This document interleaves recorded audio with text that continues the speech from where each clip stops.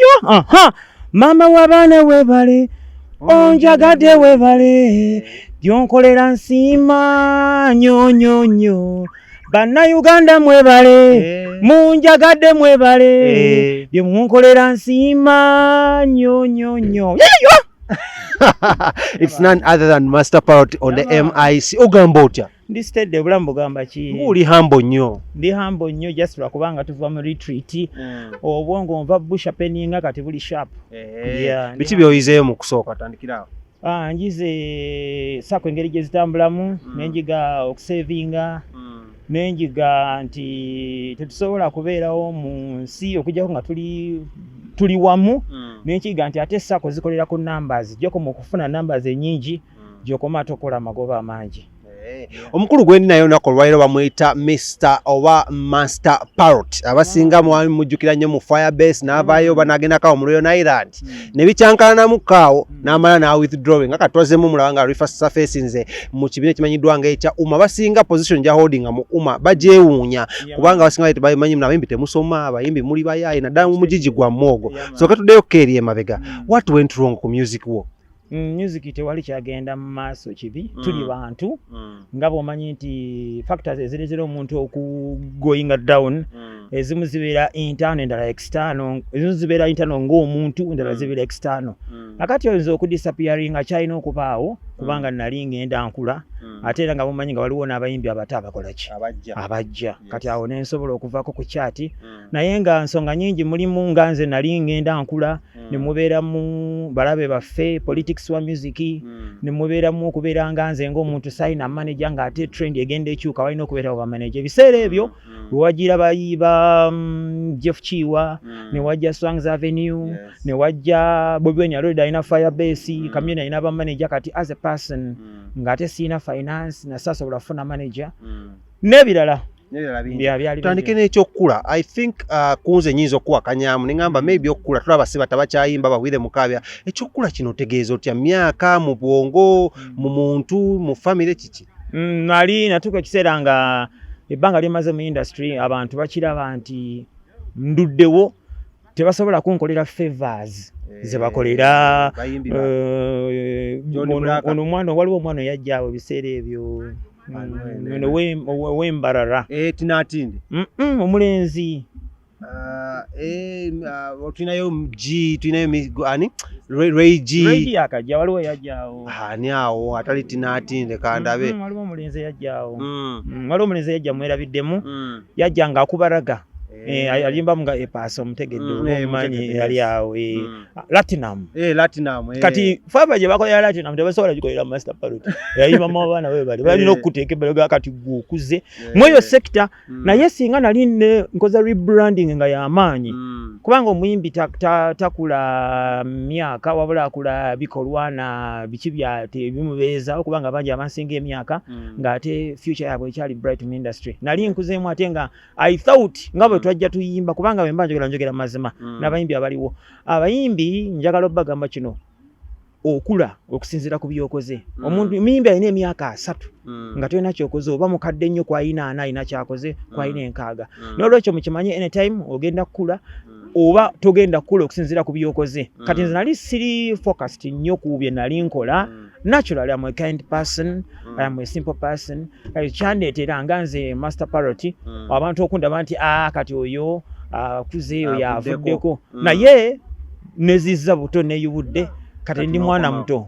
Tugende ku point yo kubijogambye yali ntano enkokola ebiki ebyabayimbi external eyabayimbi abo no obutayagaliza bino baani era biki ebyo byabisanga generally music we Uganda abadde atambulira ku politics mu music atambulira nnyo number 1 who is number 1 who is what atenga music industry ebadde fugibwa abayimbi bana Ragadi Chameleone Bebe Cool ne Bobi Wine kati music naberanga muzibu nnyo nga abo batukolagana na Kyagulanyi nga honorable Kyagulanyi nga tukolagana na Mayanja nga tukolagana na Sali nga tukolagana na Dani Kazibwe industry egana kubanga ba decision makers how do they do they work hand in hand ne ba promoters omuli Abitex balamu biki na ye twali tugenze twali tufudde mu industry naye ekyatwetedde okudda mu industry yabadde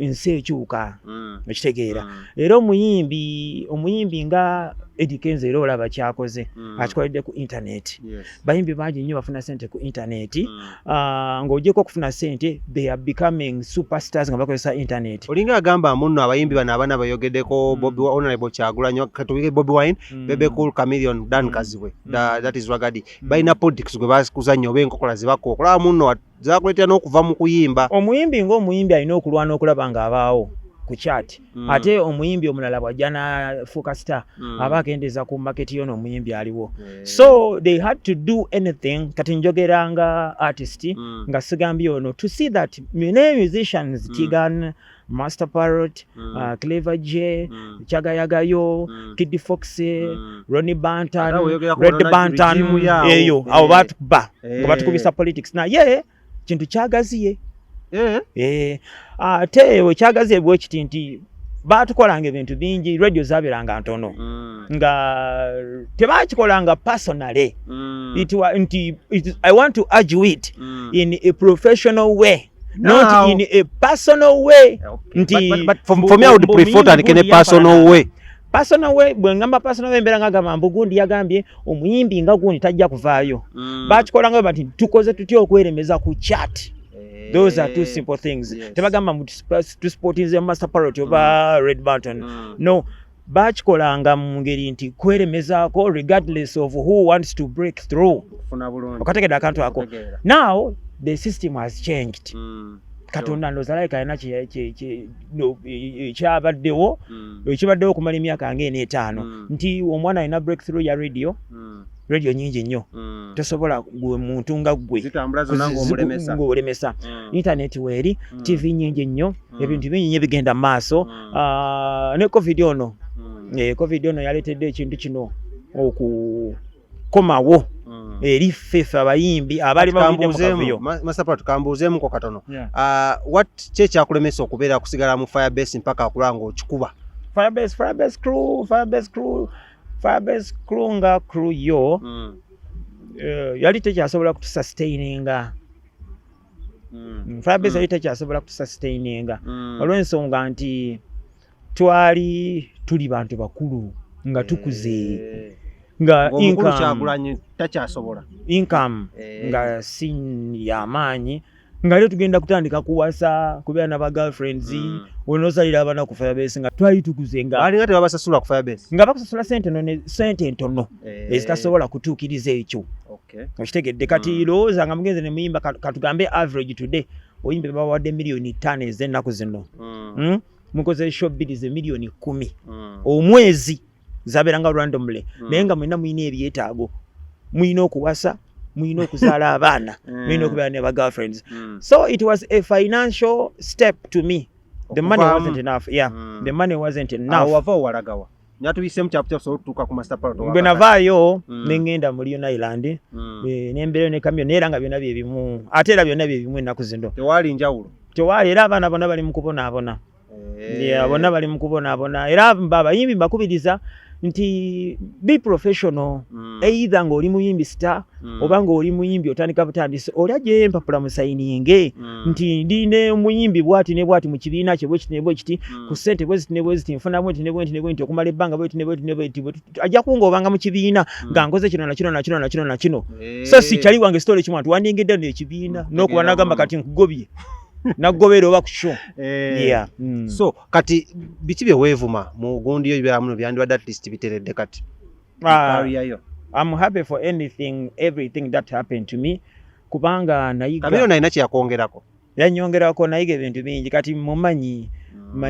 manyi simanyi as a person kubanga sagala ku reasoning as a kamayanja manyi how they compose a song mu style ya Chameleone mu ngeri naye nga nyimba ddoboozi lyange na buli kimu bino tewabiyiga mu Firebase byonna nagatta ebyeri bona bayiya mu ngeri ya njawulo buli wobeera close ku muntu you are in class obeera mu class nagata Firebase negata Leone Island nakolako ne David Lutalo nenkolako ne abayimbi bangi nnyo natambulako ne Jajja Ragadi ne tugendeye ku bizinga ne tuyimba so I got a lot benefiting nnyo. Kati Master Parrot sawa zino oli kuki So no master parrot here rebranding enter the corporate world. I want to be a farmer. I want to make a tours and travel company. I want to be a leader. I want to be exemplary to the music industry. Okay. Yeah. Ngenda bya achieving got. Ngenda bya achieving nga nkozesa work plan yange.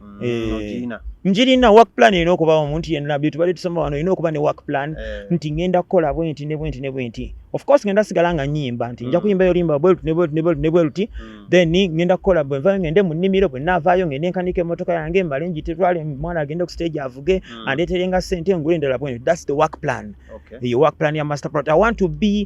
I want to diversify obutakola music yeka ya katwebuze muko gufogo ina mu uma go gwina kye gukongerako oba nedda gunyongerako mwana mba Akabye wali wonna kitegeera gomanyi okubanga gwoyogerera umasako nga gwojogerera.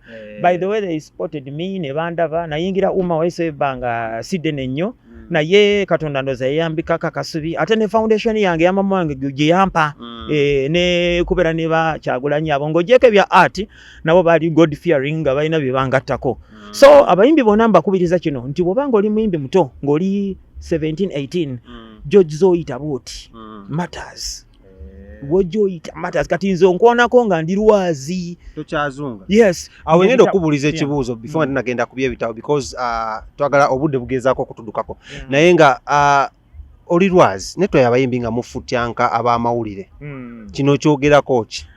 I want to tell bannamawulire ne abayimbi nti let us handle issues as those people. Waliwo kye bayita surgical operation. Get the character of munnamawulire. Ofune empisa ya munnamawulire omugye mungu omuntu. Ofune empisa muntu mwe mubajje mu bateeka wali ebbali. Towalanirako omuntu. Webagamba gundi yakoze bwati kola record nti ono abadde presenting ku TV obanga akola online program interviews. How abadde abikola atya? So I don't generalize these things. Temu generalize nti NBS mbi Spark mbi karate muyimbi ono mubi atate ono bendi mubi. Let everyone pay his what? His price for the mistake he has done or she has done. But atenda mwe mubera mubabonereza mukwate mpola mube n'okusonyiwa kubanga tuli ba Luganda bannamawulire na bayimbi ne bannakatemba ne ba entertainment industry. We are brothers and sisters. Industry ekyali nto okitegedde naye kye musooka step 1 muba kyuse bo benyini mubazize bali nga bo muleke institutions nga zitambula. Nakitegeera muleke omuyimbi nga wali akola mugabe mwe sorting ate mugatteko ne kino industry ekyali nto.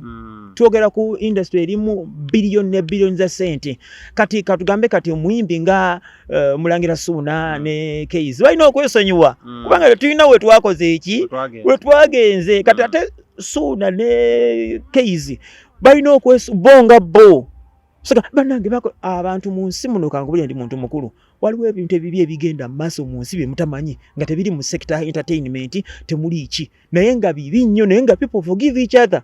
Katugambe nga mu marriage oli asobola okusanga ono omwana w'okubiri si we okusatu we n'owokuna n'owokutaano naye nga bagagga oli munene agamba kati kinalabika kiti yes nakizibira kati. These are simple things.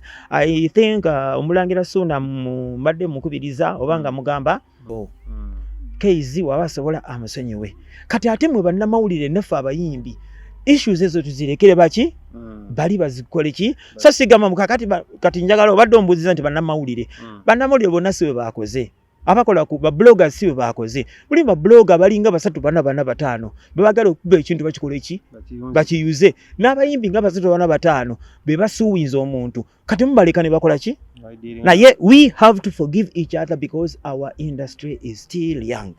Amanya yenze Kabaka Smith master part tugenda muletamu an more exclusive interview nga tumukyaliddeko ewaka tusobola okwongera okunyumya kumwaya tugambye alina plan.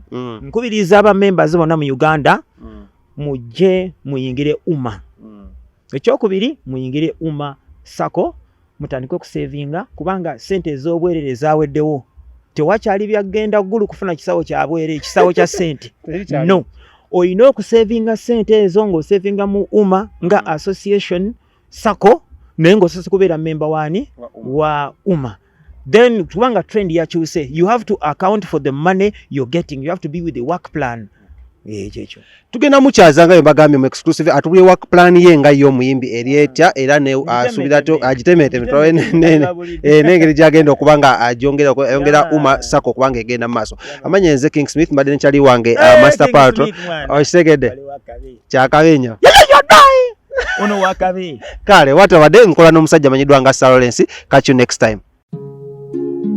Oyagala omukolo gw'enjawulo gobeere n'ebijjukize mu nnyumba yo kankwanjulire King Montage Photo Studio fe bakafuluma okukuba ebifaananyi n'okukola video. Olina wedding, birthday party, kukyala, nika, baby shower, photoshoot oba music shoot na buli kimu kyonna ky'oyagala fe tusobola okuwa ebijjukize ebirungi eri ebirooto byo ate nno mwana wattu kusintiiza omuntu wa bulijjo. Tusange bannankulabe ku bitaala ku Prime Tower Level 3 Room D04 okumanya ebisingawo tukubire ku namba zino noti 7 noti 2 emu noti 4 emu 25 oba noti 755 3 7 oba noti 777 noti 23 4 noti 5. King Montage Photo Studio fe tusobola okuwa ebijjukize ebirungi ate nno mwana wattu kusintiiza omuntu wa bulijjo.